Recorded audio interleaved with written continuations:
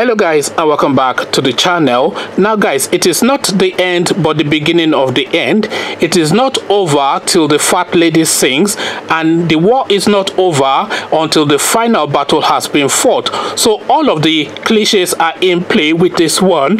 Guys, the Igbo first son Nnamdi Kanu is now taking his battle frontally to the doorstep of the president of South Africa. So with that guys, I bring you this. IPOB accuses President Ramaphosa of telling the police to open fire on peaceful Biafran protesters. So that's the headline. IPOB accuses President Ramaphosa of telling the police to open fire on peaceful Biafran protesters. So now let's see what Nnamdi has to say this time around. The indigenous people of Biafra, IPOB, has accused President Cyril Ramaphosa of South Africa of telling the police to shoot at Biafran protesters who took to the streets after President Buhari arrived the country.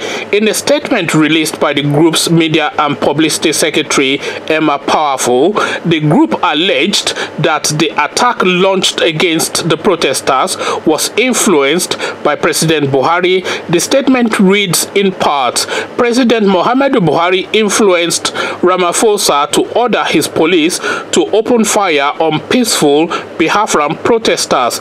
The crass display of primitive police brutality and anti-democratic antecedents of the South African police is confirmation, if any is needed, that Black Africa is hopeless and doomed.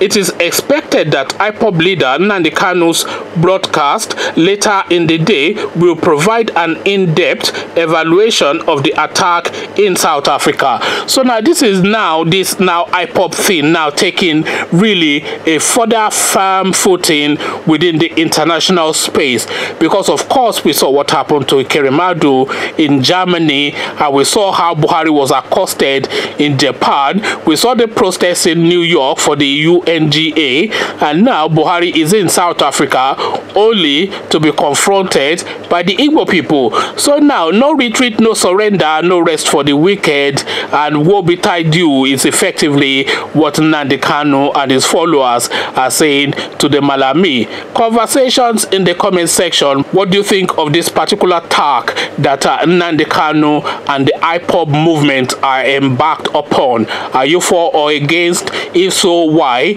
Either way, explain yourself in comments. But before you come, detail your explanation in the comment section. Click on the red subscribe button so it turns gray. Bell button notifies you every time I drop a new video. Then come tell me what you are making of what this Mazi is doing internationally in the comment section. So I'll leave you here, join you in the comment section. But here I say peace.